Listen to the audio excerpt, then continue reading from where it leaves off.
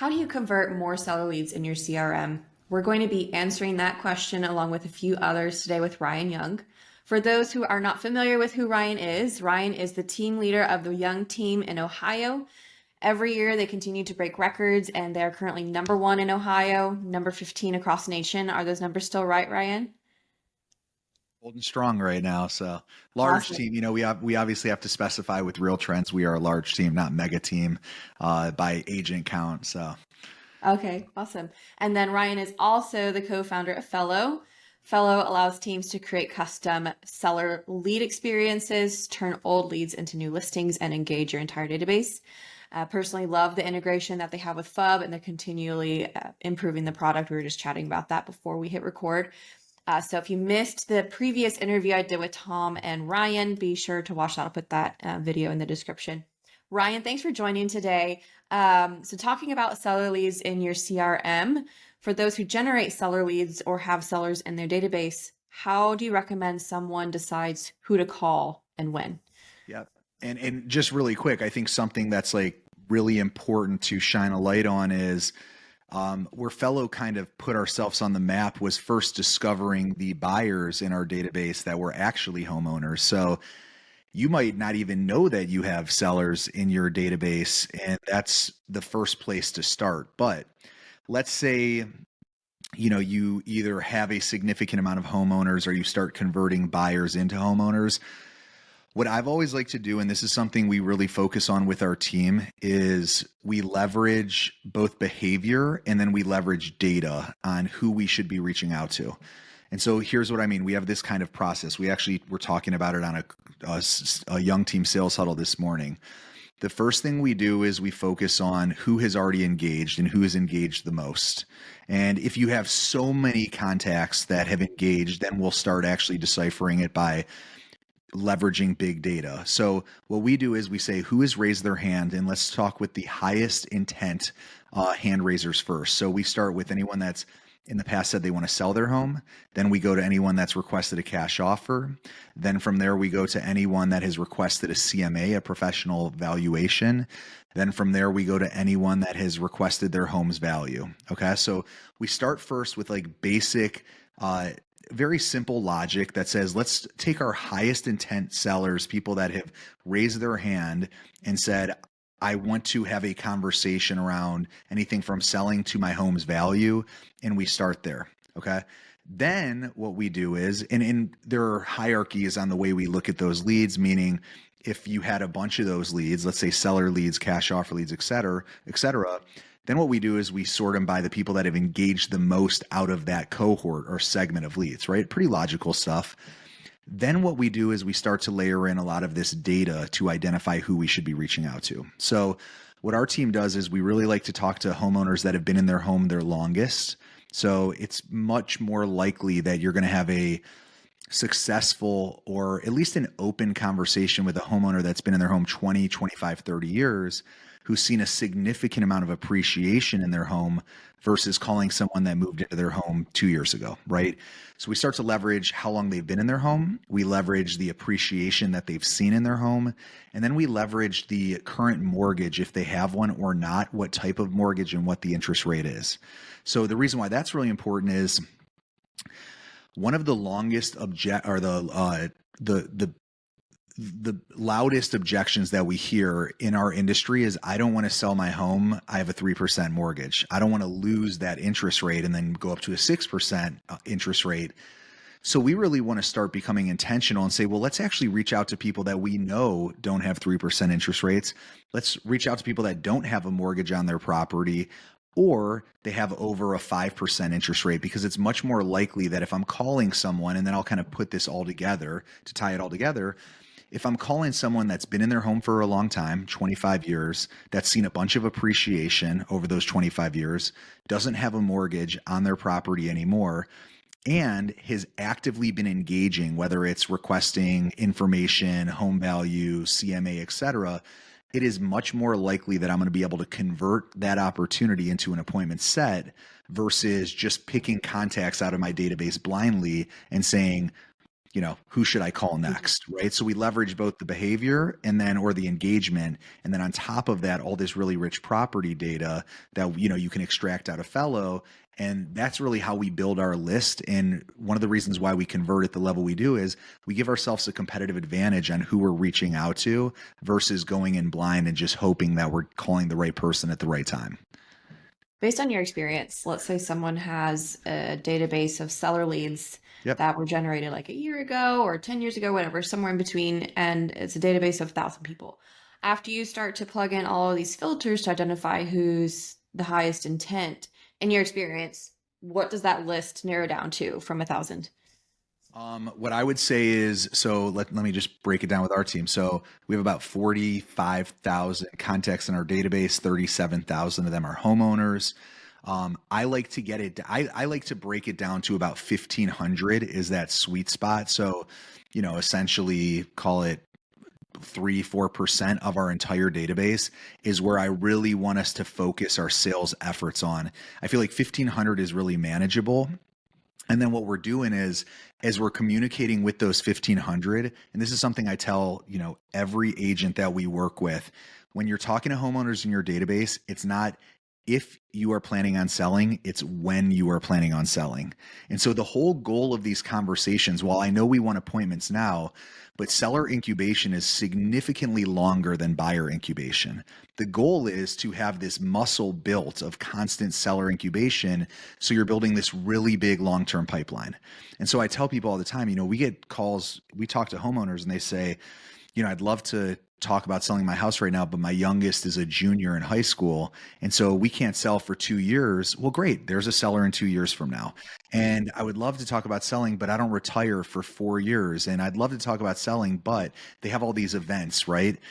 So the idea is to talk to these top 1,500 or the top 3-4% of your database, categorize or identify what their selling timeline could look like by asking great questions. We'll talk about that in a little bit. And then basically have a follow-up plan. And this is where you come into play and, with your brilliance of like hitting them in some sort of follow-up funnel mechanism, et cetera, where now you have a actual follow-up plan with these homeowners. So we keep working the top 3-4% of our database to classify or identify what their true selling timeline is. Then once we do that, we move them out of that funnel. They get the appropriate follow-up plan from there, and then we take action. Yeah, I love that. And for those watching, wondering, well, how are you even finding this data? How do I know who has a 3% mortgage versus a 5% or no mortgage? That's what Right. a tool like Fellow comes into play. So you mentioned you're not trying to find out, do you want to sell, but when do you want to sell? So can you share a little bit more about like the sales process? How do these calls usually go when you have this conversation? Yeah, I mean, so much of it has to do with the one question. And that question, when I did the 30-day listing challenge and I set 30 listing appointments, I found myself asking this question every single time. And it goes like this: Elena, I know you were probably just curious what your home was worth, but I got to ask, if there was an opportunity to sell your home, even if it was off market and it made financial sense, would you be open to looking at an offer? Okay. And I asked this question over and over and over again, every prospect I talked to.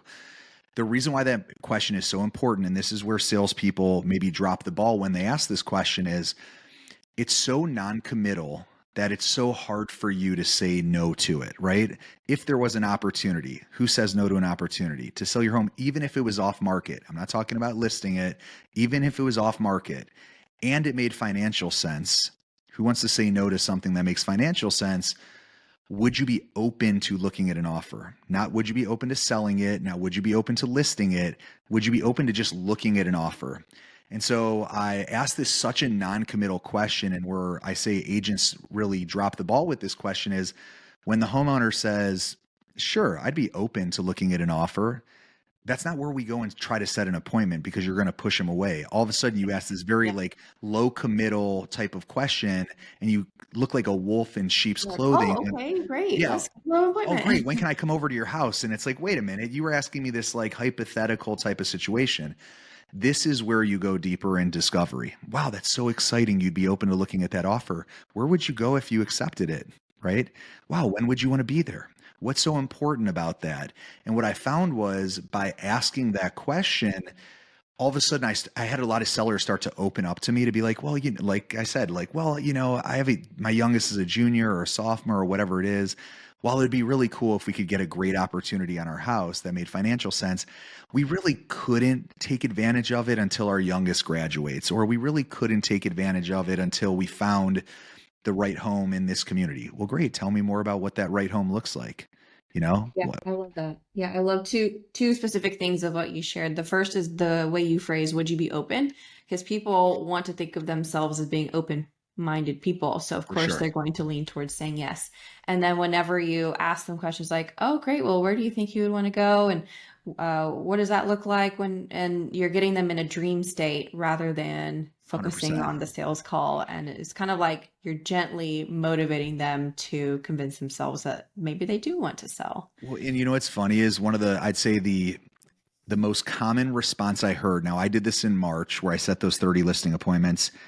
The most common response I heard was, Ryan, I appreciate that, but like there's just nothing on the market, And it's like, so what that's telling me is they're actively looking, right? Mm. And then I'd be like, I understand, but that was one of the reasons why I'm reaching out, because there's nothing on the market. And that's why so many of our sellers are capitalizing. But what have you been looking for? And all I would do is they would say, well, we need more space, or we want more land, or we're looking to downsize, or whatever it is. We want to get into a better school district. All I would do is say, well, I'm curious if I could find you something, even if it was off market, that met your Yeah, you're needs of just what you. changing that question. Now, all Yeah. of a sudden, I'm just reversing it and saying, then I'm going to everyone else in my database, because we have a Mhm. database of homeowners that I reach out to the people in that area and say, hey, I was just talking to a friend of mine, Elena. She is looking to, move into something bigger. And if there was an opportunity to sell your home, even if it was off market and it made financial sense, would you be open to looking at an offer? And they'd be like, yeah, maybe, sure. Great. Where would you go if you Yeah. accepted the offer? And they say, well, I'm looking to downsize in this community. Great. I have a bunch of homeowners in that community. And all our team does every day. And a lot of people, our team sells about 500 homes a year. We have 15 agents. And I think a lot of people are normally surprised when they hear the productivity per agent on our team. It's an extremely efficient team, but the reason why we're able to do this is because this is what we do all day long. Is we're talking to homeowners and identifying what that dream state is or what the motivation is, and then we leverage other homeowners in our database. And when you have a database of that many homeowners that are actively engaging and looking at home value emails and clicking on dashboards and stuff like that, the calls are so much warmer because there's already brand equity there.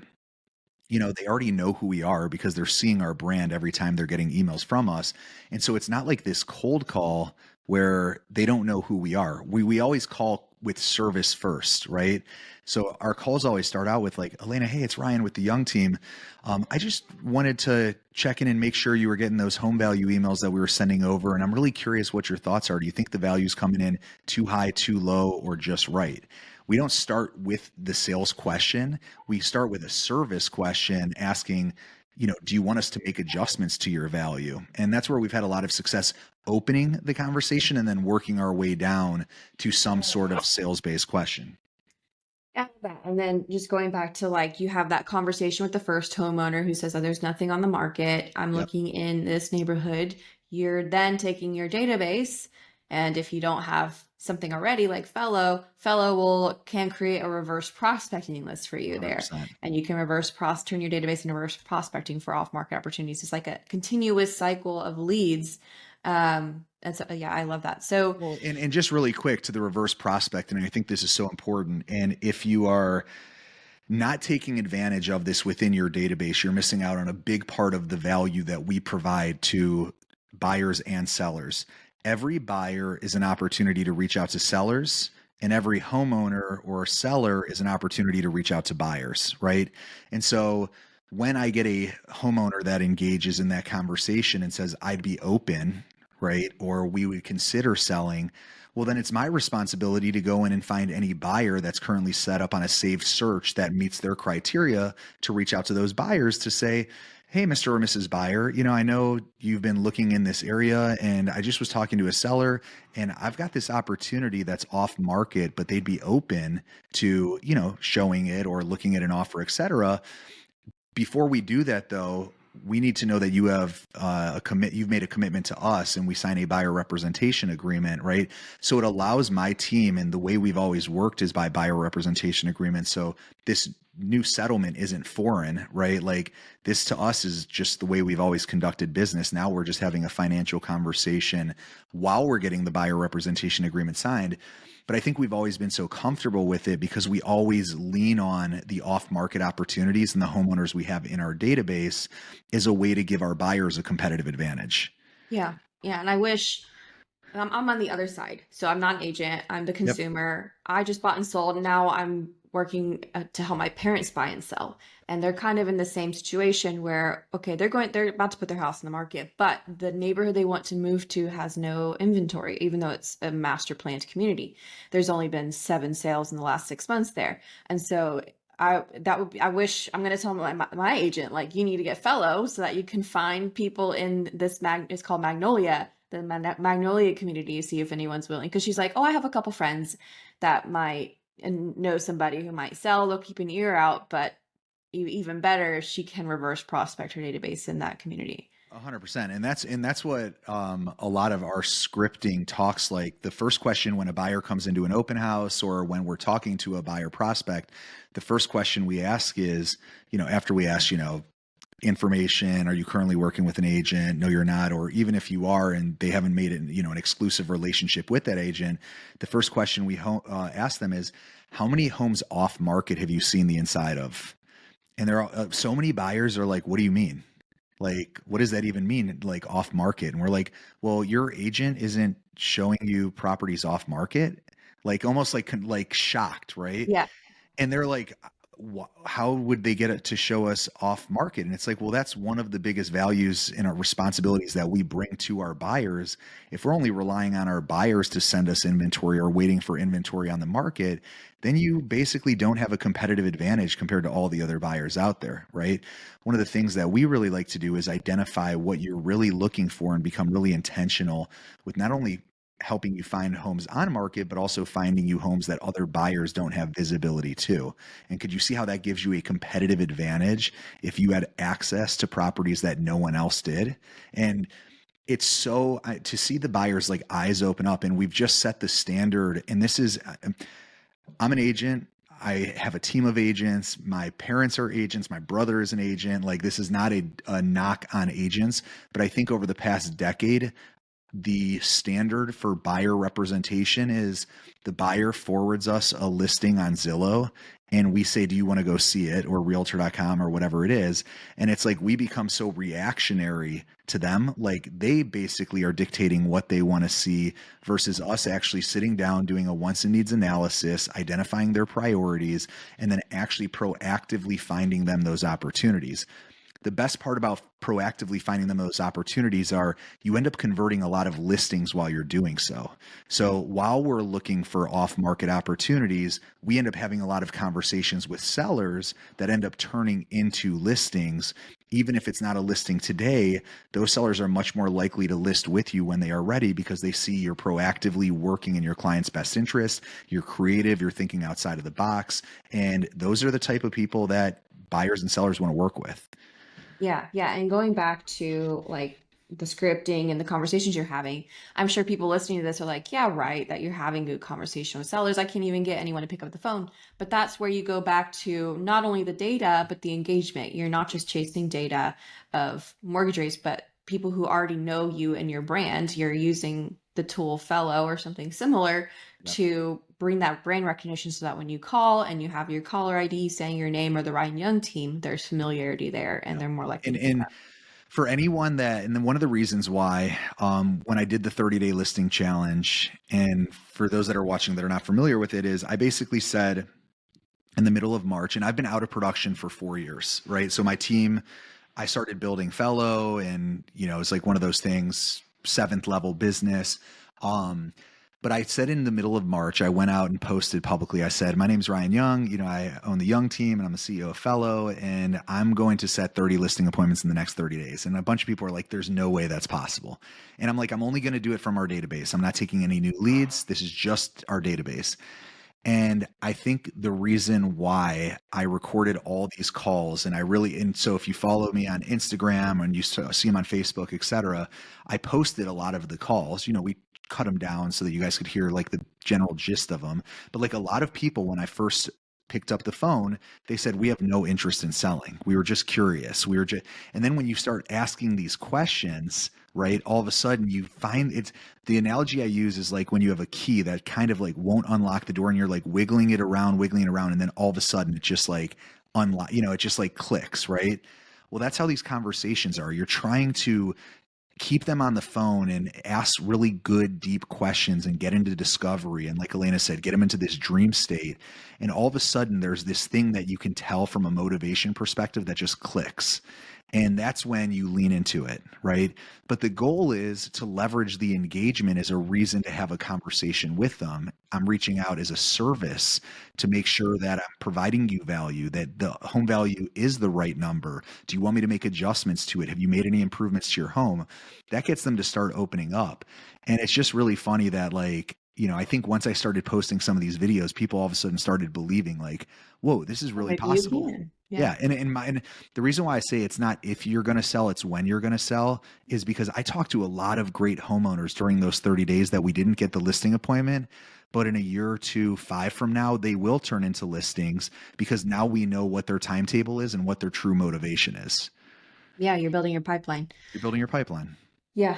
Remind me, you said earlier, like the number of sellers in your database. What was it was a very large number. What was the number? It's right around like 37,000 of 45,000 contacts. That's insane. Yeah, but we are so intentional with for us, database hygiene. Like I have a VA and he's unbelievable, and all day long he is in our database. And here's how Fellow started. And I don't know if I ever told you this story. Did I tell you about Forewarn? No. Okay, are you familiar with Forewarn? That's like another data aggregate service, right? So Forewarn is provided by most MLSs for free, and it gives you criminal background history. And so we had a process on our team. Every buyer lead, this was like 7 years ago or something, every buyer lead we get, before we would actually call them, we would check Forewarn to make sure they didn't have some sort of criminal, felonies, etc. So we were doing this every single buyer lead that came in, and right next to the criminal history is their address. And we weren't actually doing anything with the address. And finally, I'm like, guys, how lazy are we? Like, we're looking at their address on Forewarn, but we're not actually putting it into our database, right? And we started realizing as we started putting these addresses into our database that a lot of them own those homes, and that we were so focused on the potential buyer that it wasn't even a thought process to ask them, where do you live? Do you own that home? What's your plans with that home? And so that's how this whole thing started, was like we started to realize and invest a lot of energy into actually building our database of homeowners through the buyer leads we were generating. And then we just became obsessed with like looking at our database of like, how do we continue to find more and more homeowners? All of our marketing messaging is factored around home value or any sort of seller messaging, guaranteed offer. So when we do, for example, Pi Day, we have QR codes on our Pi boxes. Getting your home value is as easy as pie. And all of our marketing material says get your home value in seconds. So we are constantly attracting homeowners into our database. And that's just become habit on our team, and when people said, how'd you set 30 listing appointments in 30 days? Well, it's a lot easier when you have that many homeowners in your database that have actively been incubated and have been getting messaging. So while you still have to talk to them, it's a lot easier for me, not only who do I reach out to, but the fact that when I reach out to them, they've already been getting emails. They've been warmed up through our brand for the past couple years since we started Fellow. And so it's received so much better. I love that. So you've given us the script for home value leads. Was it too high or too low, or what did you think? What about cash offer leads? Because whether you use a platform like Fellow, a lot of people get leads from like ZBuyer, things like that. Yep, sure. All great companies. So there's a couple keys when it comes to a cash offer lead is, and my team's been deep in the cash offer space. We have acquired hundreds of homes. So we really like the cash offer message. So when you get a cash offer lead, the biggest mistake I see agents make is when they call you back, they say, Elena, hey, it's Ryan with the Young Team. I saw you requested a cash offer on your home. That is a mistake. Cash offer is just a vehicle of a way for you to sell your home. It's an option when it comes to selling your home. So start first with, Elena, hey, it's Ryan with the Young Team. I saw you inquired about selling your home. Tell me more about what's going on. Okay. What I don't want to do is I don't want to pigeonhole you as being a cash offer seller, which is associated with distress selling and stuff like that. Now you might come back over the top and say, I just want to get my cash offer. Okay, great. Now we can take you down that path. But let's make sure that when we're starting off the conversation, we're focusing on why you're looking to sell your home and not the vehicle you're choosing to sell your home with. Okay. So that's number one. That's most important is not, I saw you requested a cash offer, but I saw that you inquired about selling your home. Tell me more about what's going on. Okay. The second thing is if they push back and say, I just want the cash offer. Okay, great. That's exciting. Don't argue with them. Don't become combative, right? Great. That's, happy to help. I'm curious if you were to accept the cash offer, what would be the ideal closing timeline for you? Now, the reason if they say, well, why does that matter? Well, because we work with a bunch of partners and certain partners have different timelines that they're willing to accept when it comes to facilitating a transaction of their cash offer. I want to make sure that we get you to our best partner. If someone says they want to sell their home in 7 days, well, I have some partners that actually can do that, but I have some that can. And if someone says I'm still 90 days out or 6 months out, I have some partners that would be open to that, but I have some partners that won't. So what I'm really trying to do is I'm trying to open up a conversation and get them to open up to me, telling me what's going on instead of just saying, give me the cash offer. What's the cash offer? Okay. So the reason why the timing is important is because I want to make sure that I'm trying to really get them to open up. Remember, wiggle that key. And it's like I'm trying to get it to unlock. And so I'm trying to get them to hit some sort of sweet spot where they say, like, yeah, we'd really like to do it in 30 days. Great. Why is that important? And then they open up to me and tell me really what the motivation is or what's going on. Versus what a lot of agents do is someone requests a cash offer. They immediately just say, okay, let me get working on that for you. They give them a number. The number's too low and then they lose the seller, right? Mm-hmm. Let's extract more information. The next question I ask is, great, appreciate you telling me your timeline. That's really exciting. And I want to make sure that our partners can get you the most competitive cash offer as possible. Tell me a little bit more about your home. Have you made any recent improvements? Does your home need any repairs? And once again, all I'm doing is I'm dancing, right? I'm trying to get them to like hit the sweet spot. Are they dismissive to that question? Are they opening up and telling me, are they getting all excited about all these improvements? If someone's telling me about all these improvements, normally what I found is those are people that would rather list traditionally anyways because they want to get a return on investment on those improvements. Okay. So this is all a dance. We're trying to get them to open up and engage in conversation when most cash offer leads just want to know what the offer is and then get off the phone. The last question I ask is after I extract all this information, and this is a super important question. Elena, thanks so much for giving me all that information. Really excited to get working on that cash offer for you.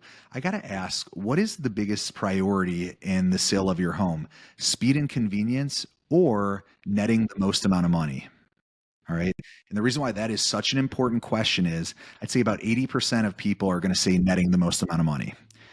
And that gives me the opportunity to say, that's what we hear from most of our homeowners. And I'm really excited. I'm going to get you that cash offer. But, most people that are looking to net the most amount of money actually would prefer more of a traditional approach. And so when I bring you over that cash offer on Tuesday afternoon, I'm also going to talk about another program that we have that brings your home to market that's more aligned with your goals of netting the most amount of money. Now, remember, it's not my goals, it's your goals. You just told me you're looking to net the most amount of money.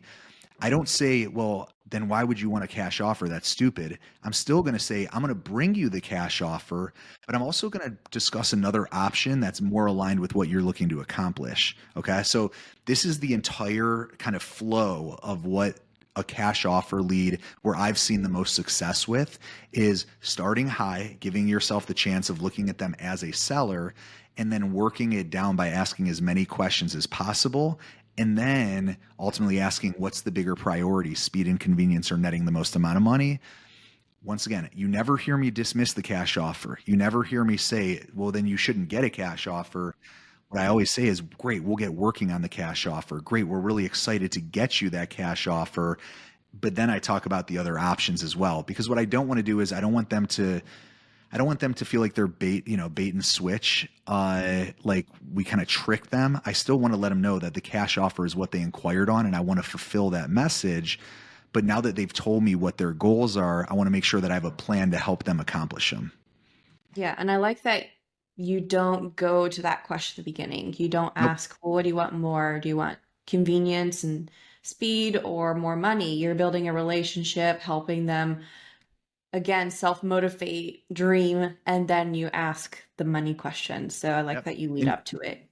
And you see that with the home value, you got to warm it up first. Everything comes from service, everything comes from contribution first. And once again, I'll just go back to wiggling the key. Like you got to get if you try to ask a pointed question, a sales question before they've opened up to you, before you have equity in the relationship, before they're leaning in, I promise you they're going to slam the door in your face. If you can get them to trust you, if you can build rapport and credibility, now all of a sudden they're going to open up, and it's going to go so much smoother when you ask that question. That's a little bit more personal. That's a little bit more to the point of when it comes to actually what their sales priorities are. And like I said, it's not rocket science.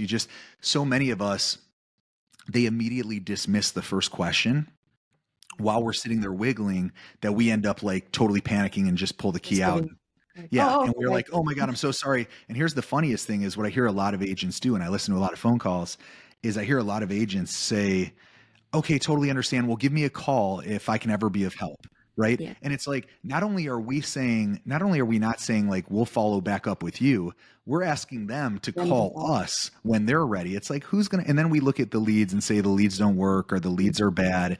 And it's like, but then you see on that real seller report that address ends up going to market 30 days, 60 days later. It's that we didn't ask the right questions. We didn't, mirror and match from a tone standpoint. We didn't get into curiosity. And that's where you'll start winning a lot more of these. And once again, just back to what we first talked about, not every one of the homeowners you're going to talk to are actually ready to list today. That's okay. But when you build this big pipeline, like I was on a call today with the young team, and the goal is to have 50 signed listing agreements going into 2025, right? And these are listing agreements that will sign in 2024 for spring market, for people that are not ready to go yet. But think about how nice it is to walk into a year where you have that many listings already ready to go, signed. All you got to do is get them on market when it gets to spring market or whatever their timing is. That's how we year over year, our numbers continue to compound and we continue to grow, is because people that we were talking to in 2023 are now getting ready to list in spring of 25. And people that were talking to 2024 might be ready in spring of 2025 or maybe spring of 2027. But we now have the appropriate follow-up plans to make sure that we can capitalize and convert those opportunities when they mature and they're ready to go. Yeah. I was just talking to a team lead the other day at a lunch. She's struggling with one of her agents who's a really sharp top producing agent. Like when she hits the go button, she can convert people. But once she gets a pipeline of people under contract or clients, and then she closes on them, she's like, woo, I got a lot of commission checks. She checks out for 2 months. And then 2 months later, she freaks out again. She's like, I don't have anything. So you have to continually build your pipeline. You can't just Yeah, the work with the best part people as about it well. is when you've been incubating someone and they're just in line, right? And it's just after you list one, then you have another one that moves up in line, and then you have and it's like, and once again, it takes time. I don't want to like. First of all, I've been doing this for 15 years. I started in 2009.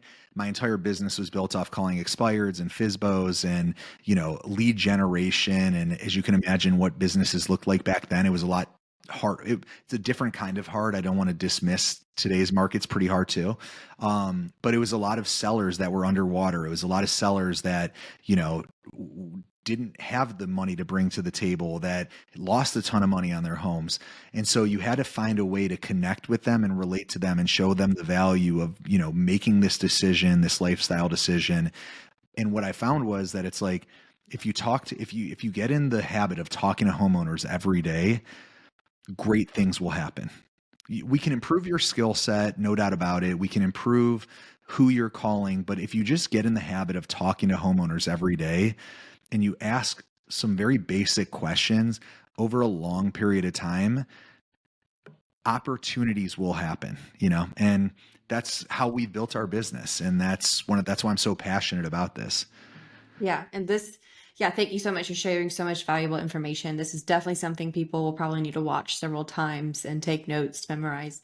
If someone says, I just want to copy paste what the Ryan Young team's doing, how do you coach, or like what's the best way for someone to like learn your Yeah. strategies, learn your best practices? What I'll do is I'll send you, we did like, after I did the 30 listings in 30 days, we created like a playbook.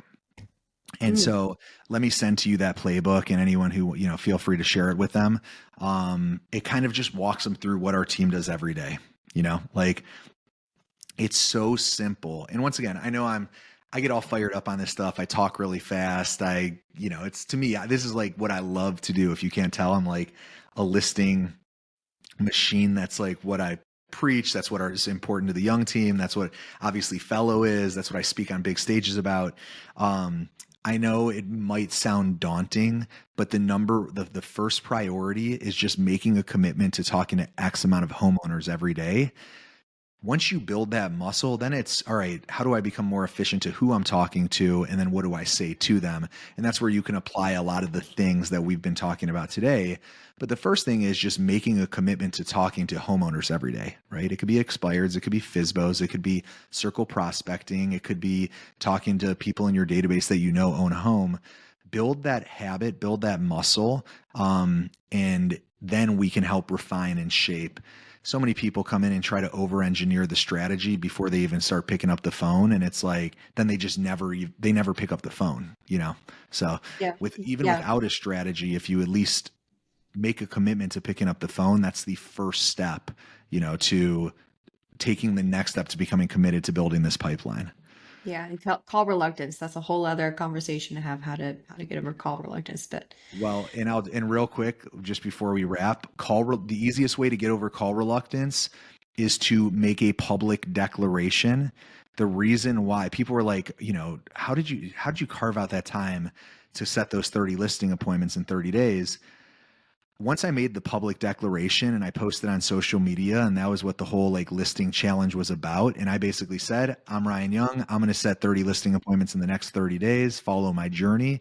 Then all of a sudden, the fear of not delivering and, not delivering to what I made this declaration about, all of a sudden was more scarier than the idea of actually picking up the phone and talking to homeowners. Every homeowner I talked to, I was trying to set a listing appointment because I wanted to satisfy the commitment that I made to an audience where people were cheering me on. And so that was really big when it came to the 30-day listing challenge that we did within the Fellow community. Was like, you have to make the public declaration. If you don't tell anyone, then all of a sudden there's no one there to root you on. There's no one there to support you. And then all of a sudden the phone looks scary, versus what's scary is every day I was updating my audience saying, here's how many calls I made. Here's how many appointments I set. And if after 2, 3, 4 days, you didn't call anyone, you didn't set any appointments, all of a sudden people are going to lose interest really quickly. So make yourself uncomfortable, publicly declare what your goals are, what you're looking to accomplish and break through. And I think all of a sudden that'll become scarier than the phone reluctance component, or, picking up the phone and making the dials. yeah, I love that. And thank you so much for that huge share that you're going to share the playbook. That'll be a huge help. So people watching, step one, call your homeowners, follow that playbook. And if you want to feel like you're not just chasing a bunch of leads, then that's where you can take it to the next level with Fellow. So I'll be sure to put a link to that as well. Ryan, I won't keep you any longer. Thank you so much. You just shared so much valuable insight. Thank you for always being generous and coming from a place of value. I appreciate you. If you need anything, give me a shout. Alrighty. Thanks, Ryan. Take care. See ya. Bye.